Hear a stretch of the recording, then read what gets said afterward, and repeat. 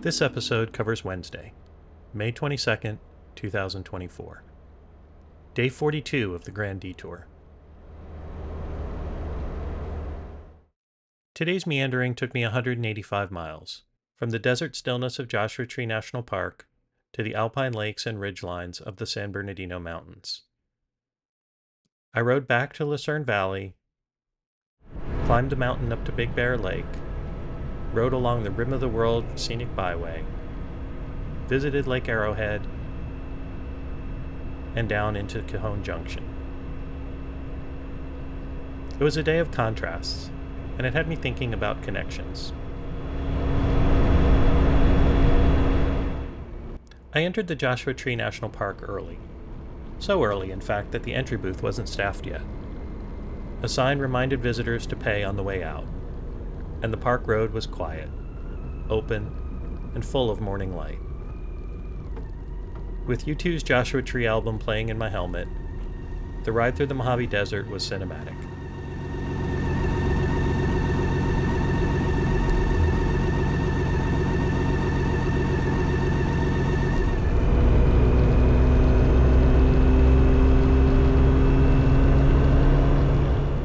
I'm going to let this next section play for about 5 minutes.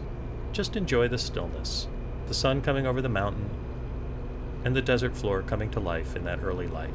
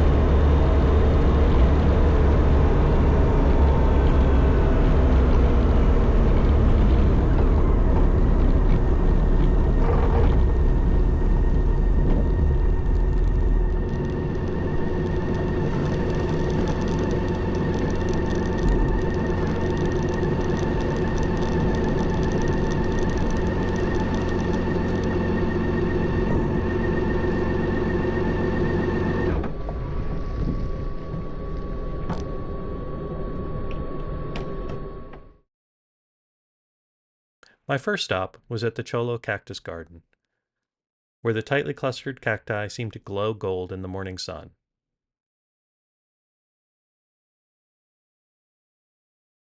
In the silence here, you can walk around and hear the desert breathe.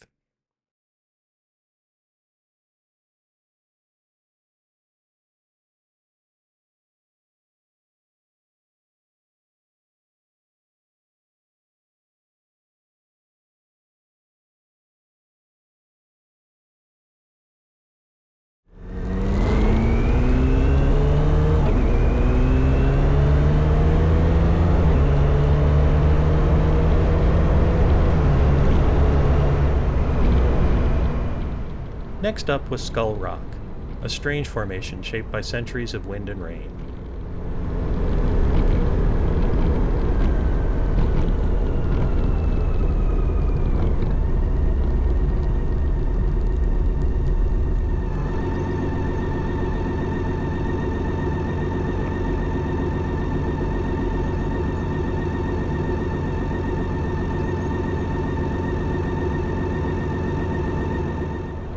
From there, the landscape shifts again.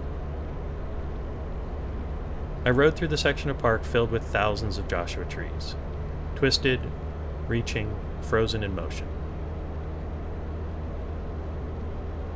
I learned that these aren't actually trees.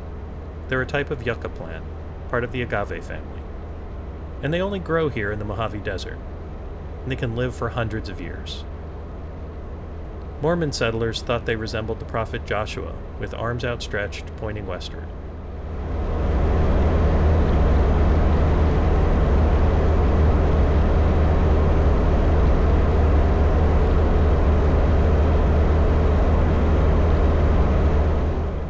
The park itself became a national monument in 1936, largely thanks to conservationist Minerva Hoyt, and was later designated a national park in 1994.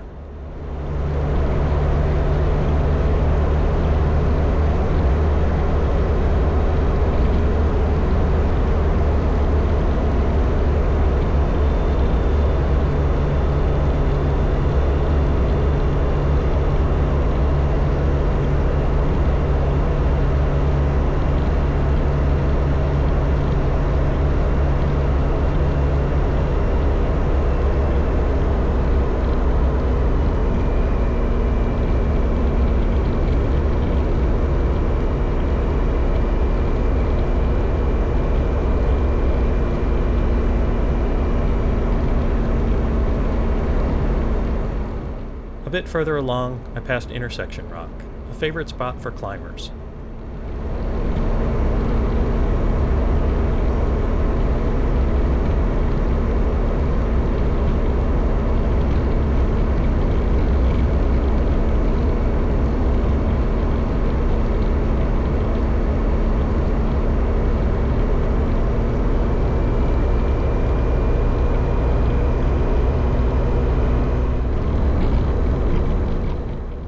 As I dropped down out of the park, I caught my first glimpse of the San Jacinto Mountains.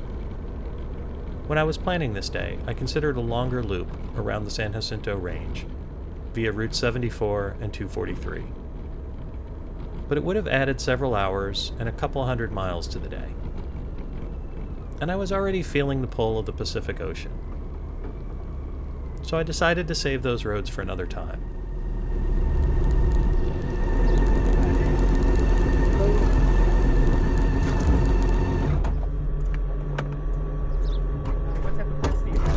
I have an annual. America the Beautiful Pass.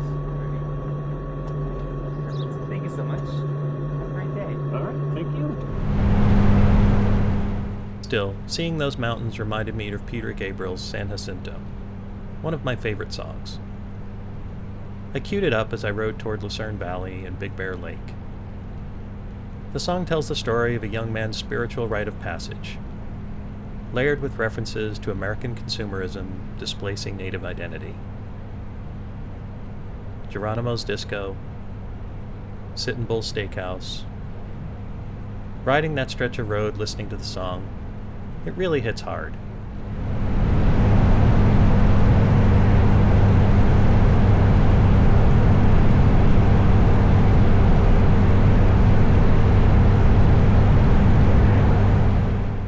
About an hour later, I started climbing up Route 18 to Big Bear Lake. The road winds steeply into the San Bernardino Mountains, and one section, near Whiskey Springs, really stands out. I pulled a satellite image so you can see the track. If you've ridden it, you know how memorable it is.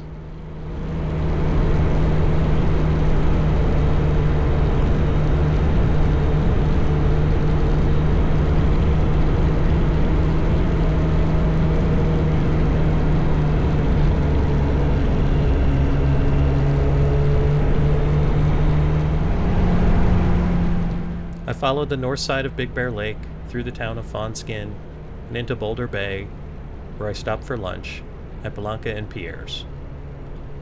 Spinach, tomato, and feta cheese omelet, a favorite of mine.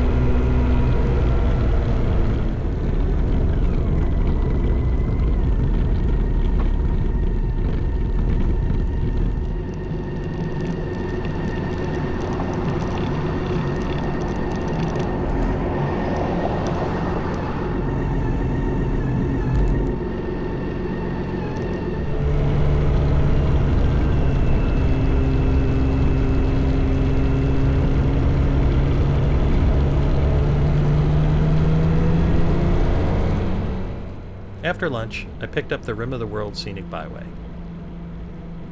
A dramatic name, and that's exactly how I'd describe the view. But the riding was surprisingly relaxed. Wide shoulders, a good smooth surface, and mostly gentle sweeping curves made it a joy to ride, without really feeling like you were on the edge.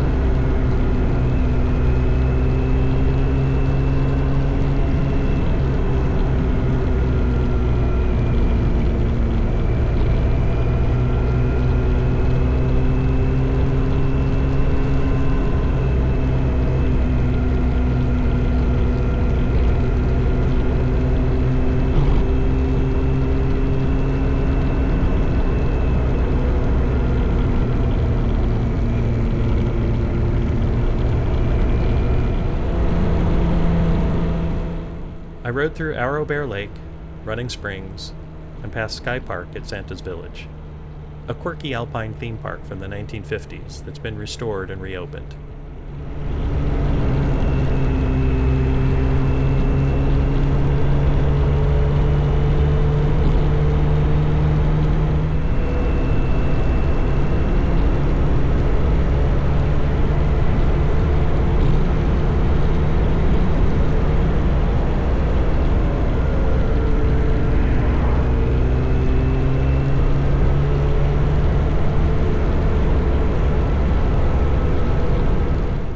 Then I stopped at Lake Arrowhead Village, a resort town with Swiss-style architecture that hugs the edge of a private alpine lake.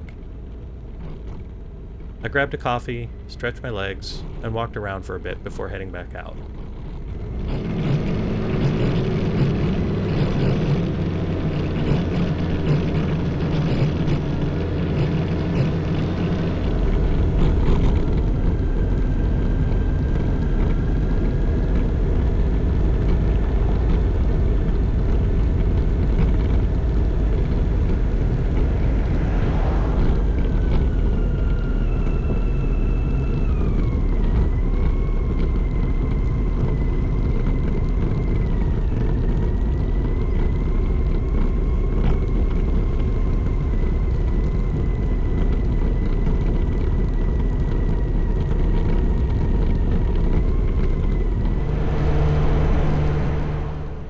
got back on the Scenic Byway, and not long after, I passed the Rim of the World High School.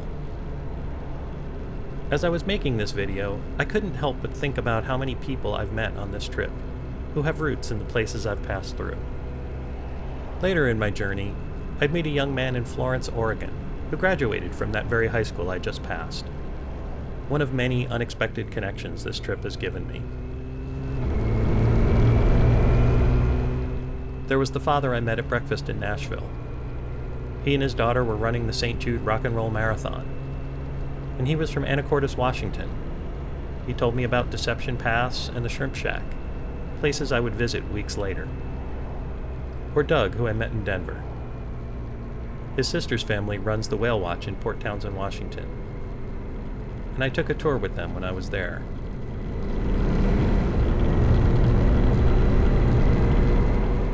One of the things I've come to cherish about this trip, having covered so much ground, I can almost always find a shared place to talk about. Whether it's a national park, a roadside diner, or a favorite twisty road.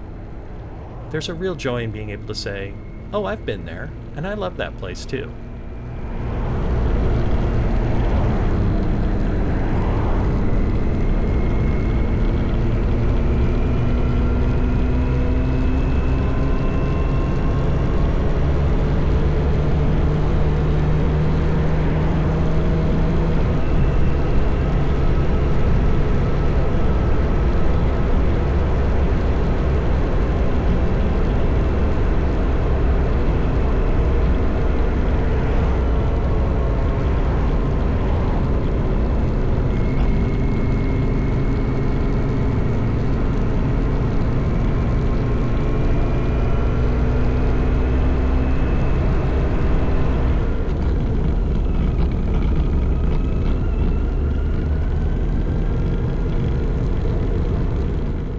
The descent from the San Bernardino Mountains into the Silverwood Lake recreation area was a blast. Tight, twisty, and fun. From there, it was a pretty straight shot to Cajon Junction, where Route 138, still the rim of the World Scenic Byway, crosses Interstate 15.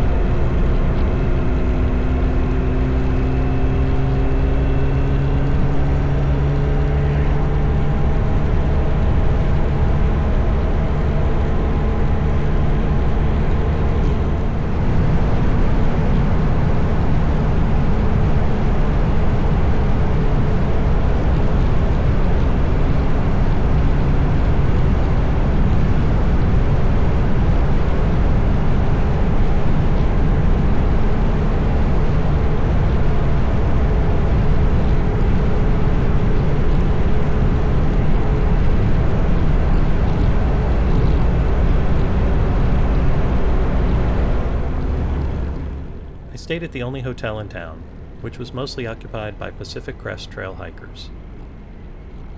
And I grabbed a sandwich from the subway tucked inside the gas station next door for dinner. This wasn't the longest or hardest day of the ride, but it was full of moments. Natural, musical, personal, and scenic. It made it pretty unforgettable.